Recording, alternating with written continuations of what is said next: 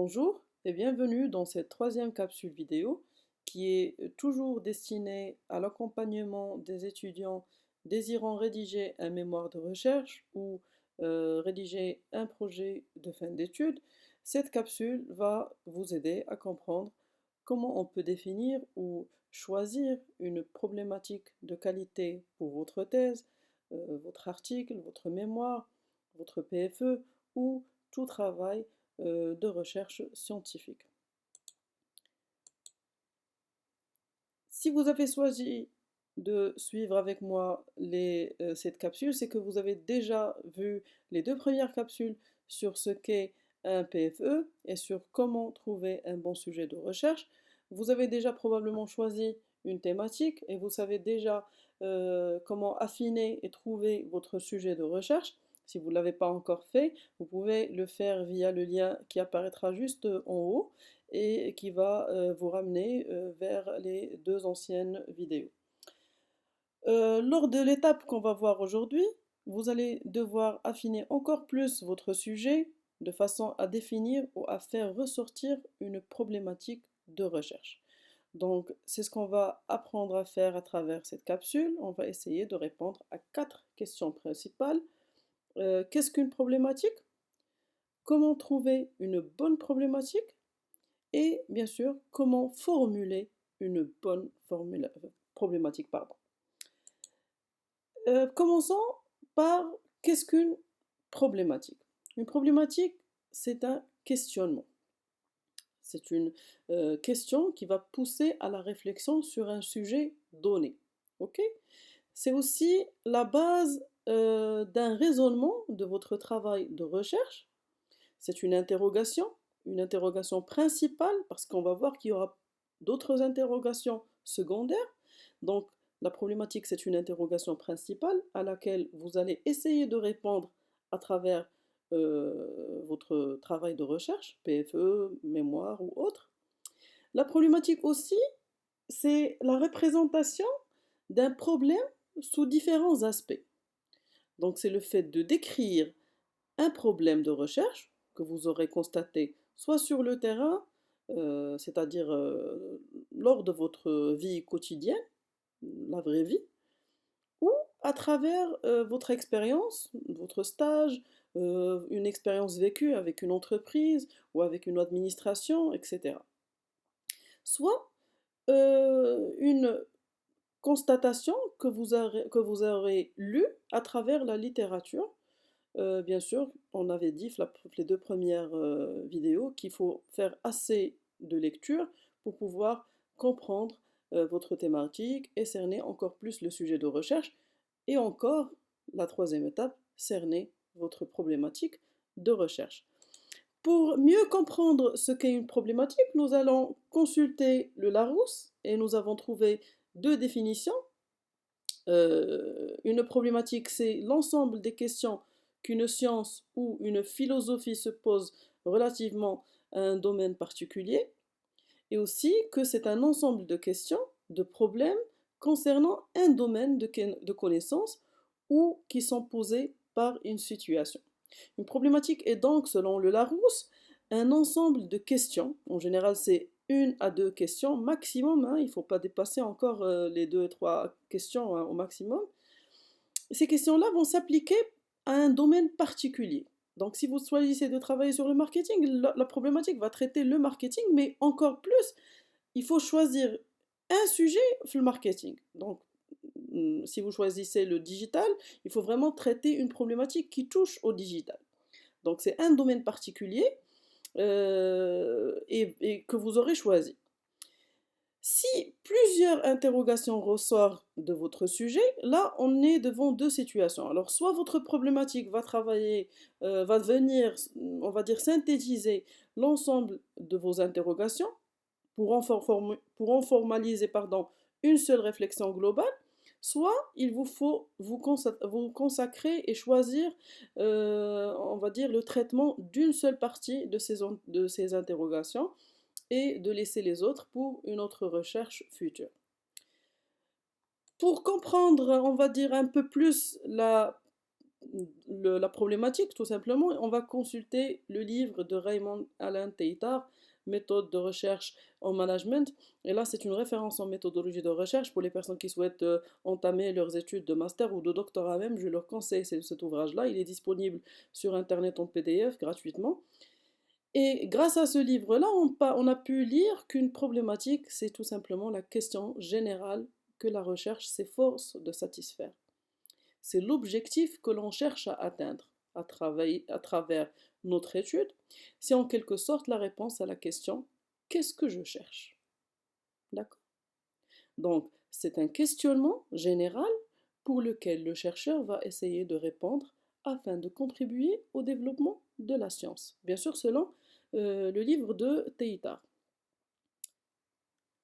De manière plus concrète, la problématique va résumer ce qu'on veut savoir sur un sujet. On va la présenter sous forme d'un questionnement principal. Bien sûr, il est relatif à une thématique, à un sujet, que vous allez essayer de résoudre à travers votre travail de recherche. Alors maintenant, à partir de ces explications, on a bien compris ce que c'est qu'une problématique. On peut dire quand même pourquoi se casser la tête à chercher une problématique. Ça sert à quoi en fin de compte cette problématique-là? Pourquoi on en a besoin? Est-ce qu'on ne peut pas tout simplement présenter le travail comme ça, à la va-vite, sans vraiment préparer et présenter cette problématique? Alors, ce que je peux vous dire, c'est que tout simplement, aucun travail de recherche ne peut aboutir ou ne peut être réalisé et conclu sans une problématique validée. C'est tout simplement le fil conducteur de votre travail. C'est la logique qui va vous permettre d'orienter les voies de recherche à suivre. Aussi, toute personne qui veut juste comprendre un petit peu la nature de votre travail ou ce que vous voulez traiter, il n'a qu'à lire votre problématique pour avoir une idée globale sur ce que vous comptez faire. À savoir aussi une autre chose importante, la première des choses qu'un encadrant aura à vous faire valider, bien sûr après la thématique et après votre sujet de recherche, c'est votre problématique. Il est impératif de la faire valider par votre encadrant, soit votre encadrant si vous souhaitez faire un stage, donc votre encadrant professionnel lors de votre stage.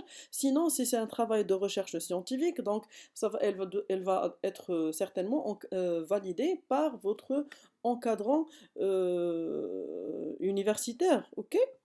Donc, la problématique va nous permettre de délimiter le sujet de recherche, de nous exprimer par rapport à ce qu'on veut faire, d'affiner le choix par rapport aux angles de recherche qu'on veut, on va dire, essayer de traiter, etc. Donc, il est impératif d'avoir un certain nombre de critères à respecter lors de la rédaction de cette problématique et on va voir quelles sont les principaux caractéristiques d'une problématique. La première des choses, c'est la clarté. En effet, une problématique doit être claire, simple au maximum pour qu'elle soit facilement comprise par les chercheurs, par votre encadrant, par les professionnels, mais aussi par les étudiants qui auront besoin de votre travail pour apprendre un petit peu sur le sujet que vous aurez choisi. Donc une problématique se doit d'être claire, simple, elle doit apporter, on va dire, le plus de précision possible sur ce que vous voulez faire par rapport à votre sujet. Et bien sûr, elle doit essayer d'être au maximum assez clean en termes de fautes d'orthographe, de syntaxe, de grammaire, etc. Aussi, une problématique doit être parfaite sur le plan de faisabilité. Donc, elle doit être faisable. La faisabilité en termes de réalisation de votre problématique. Est-ce que vous saurez y apporter des réponses nécessaires? Est-ce que vous saurez réaliser votre problématique? Est-ce qu'elle est réalisable en termes de disponibilité, en termes de ressources documentaires, de ressources financières? Est-ce que vous avez le moyen pour résoudre votre problématique? Et aussi, est-ce que vous avez suffisamment de temps pour pouvoir la traiter? Parce que des fois, vous êtes un peu... l'organisation du temps de la préparation d'un mémoire ou d'un PFE est très limitée. C'est entre 6 et 3 mois. Par contre, pour un travail de recherche doctorale, c'est un peu plus intéressant, c'est 3 ans. Donc, la problématique d'une thèse de master ou d'un mémoire de master ou de licence, pardon, par rapport à une thèse de doctorat n'est pas la même. Et en dernier lieu, bien sûr, on parle aussi de pertinence. En effet, il faut pouvoir justifier l'intérêt de votre sujet. Il ne sert à rien de présenter une problématique non pertinente qui n'intéresse personne. Donc, il faut tout simplement prétendre justifier l'intérêt de ce sujet, en quoi il est important pour la société, pour votre environnement, il est important aussi pour votre domaine de recherche, mais aussi en quoi votre recherche va permettre de résoudre des problèmes en termes des problèmes sociétaux ou des problèmes de comportement ou en quoi votre problématique va nous permettre de comprendre un phénomène ou de comprendre une situation, etc. Ok? Alors maintenant, on va essayer de reprendre l'exemple pour affiner nos connaissances et essayer de concrétiser tout ça. On va prendre l'exemple que nous avons élaboré lors de la dernière capsule pour comprendre la différence entre thème et sujet. Alors là, on va illustrer et comprendre encore une fois ce qu'est une problématique à travers un exemple. On avait pris le cas de la thématique du comportement du consommateur. On avait aussi pris l'exemple du sujet le comportement du consommateur des produits du terroir, d'accord? Alors dans ce cas, on peut travailler par exemple, juste un exemple, juste une proposition sur la thématique suivante. Dans quelle mesure la motivation des consommateurs de produits de terroir repose-t-elle sur l'aspect financier? C'est juste une proposition. Il existe bien sûr plusieurs possibilités de problématiques à l'infini. On peut par exemple travailler sur une problématique qui concerne l'impact de la responsabilité, on va dire, sur le comportement du consommateur marocain, ou sur le rôle de la production responsable dans la fidélisation des consommateurs, production responsable ou éco-conception dans la fidélisation des consommateurs, etc. Donc il y a bien sûr, il existe un choix très très large en termes de problématiques et il y a pas mal de possibilités d'axes de recherche. Elles sont très très nombreuses. Ce qui nous renvoie, encore une fois, à une question très pertinente. Comment on peut trouver ces problématiques? Vous voyez là, à partir d'un seul sujet ou un seul thème, j'ai pu présenter 2 ou 3 problématiques et Dieu sait qu'il y en a pas mal encore. Donc comment on peut trouver une problématique qui doit être pertinente, qui doit être claire, qui doit être, on va dire, assez moderne et cetera? C'est ce qu'on va voir à travers, le prochain slide. Donc, la 1re des choses à savoir, c'est que tout simplement, il n'existe pas de processus ou de méthode relative à la conception ou à la réalisation d'une problématique de recherche. Il n'y a pas d'étape à suivre, ok? Néanmoins, il existe une démarche, d'accord, qui permet de vous faciliter plus ou moins la tâche. C'est un ensemble de propositions, d'accord, que vous pouvez suivre pour réaliser ou pour trouver la problématique qui va vous convenir. La première étape ou là, le premier lieu, il y a, on va dire, ce qu'on appelle la maîtrise du sujet. Il faut savoir qu'une bonne problématique émane d'une maîtrise assez approfondie du sujet de recherche. C'est-à-dire qu'il faut faire tout simplement une très bonne lecture sur la thématique, sur le sujet de votre recherche de manière globale. De façon tout simplement à pouvoir vous approprier le sujet et vous aider à vous développer la réflexion sur l'axe que vous voulez suivre. D'accord? Donc c'est l'étude de la littérature qui va vous permettre d'affiner cette fameuse problématique. En plus de la lecture, une problématique se construit aussi à partir des expériences personnelles ou à partir de l'observation d'une situation donnée, d'une situation certainement pratique sur le terrain, que vous aurez bien évidemment identifié, et qui nécessite de faire l'objet de recherches scientifiques. Ok? Donc il faut la première des choses, on l'avait dit même par rapport au choix de la thématique, au choix du sujet, il faut maîtriser le sujet de recherche à travers la lecture. C'est impératif. Bien sûr, il y a pas mal de méthodes qui vont vous aider à réaliser ça, notamment tout ce qui concerne les fiches de lecture, hein. Il faut vous aider avec des fiches de lecture pour essayer de maîtriser globalement le sujet. C'est l'objet de notre deuxième étape, c'est le recensement des connaissances sur le sujet. Et là, on va parler de maîtrise, on va parler de recensement des connaissances de façon générale. Qu'est-ce que vous connaissez sur ce sujet-là? Et là, vous pouvez vous aider avec la méthode des QQOQCCP. C'est la méthode des quoi, qui, où, quand, comment, combien, pourquoi. D'accord? Vous pouvez bien sûr enlever des questions ou les rajouter, c'est selon votre choix de sujet toujours. Donc c'est une méthode très très simple et très efficace qui va vous aider à faire le diagnostic de la situation que vous voulez aborder. Alors, elle consiste à se poser des questions sur qui est impliqué par le sujet, en termes de personnes, qui est ce sujet, son âge, son sexe, son niveau social, son lieu de résidence, le niveau d'études, le niveau de scolarité, etc. Aussi, on peut répondre à des questions sur quoi, euh, la définition du concept, quelles sont les définitions qui existent sur ce concept-là, le pourquoi, les besoins auxquels il répond, les obstacles, les conséquences, etc. Par la suite, et sur la base des informations et données, on va dire, que vous aurez acquises les deux premières étapes, il va falloir identifier le problème sur lequel vous souhaitez vous concentrer. Alors, dans cette étape-là, il faut développer la réflexion en se posant des questions comme pourquoi j'ai choisi ce sujet? Qu'est-ce qu'on cherche à savoir à travers ce travail? Quel est le problème que je vais résoudre à travers ce travail de recherche? Qui est concerné par ce problème? Quelle est la source du problème? Et aussi, quelles sont les valeurs, on va dire, que je peux ajouter aux personnes qui souffrent de ces problèmes? Il faut faire la différence entre l'objet de cette troisième étape et de la deuxième. Alors par rapport à la deuxième, on parle uniquement de ce qu'on a trouvé par rapport à la littérature. Par contre, à travers cette troisième partie, on parle de l'identification du problème choisi. Et donc c'est là où on va venir essayer de développer la problématique et déterminer la question sur laquelle on va apporter des réponses. Là, on va faire un choix. OK?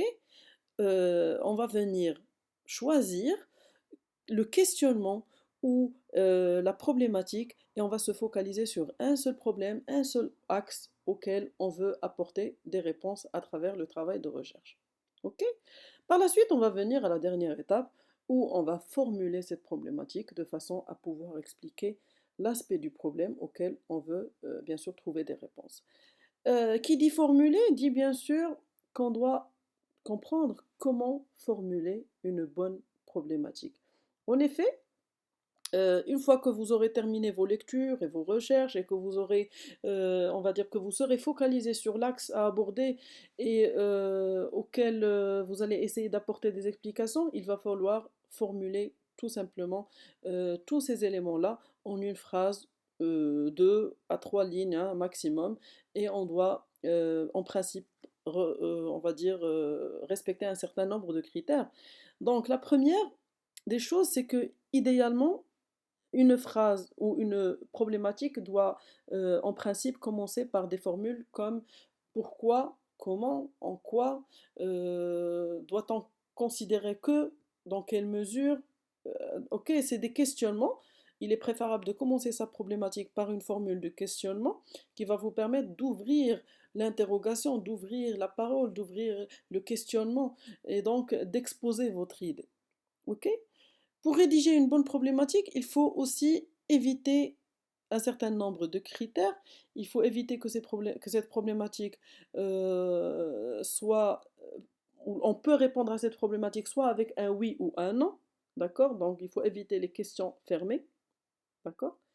Ou des questions qui énumèrent des éléments, par exemple, si on demande une problématique, le nombre, quel est le nombre de produits commercialisés par les entreprises au Maroc? Donc, c'est une question qui va énumérer, qui va cataloguer les réponses. Donc, on n'a pas besoin de vraiment de ce genre de questions pour une problématique.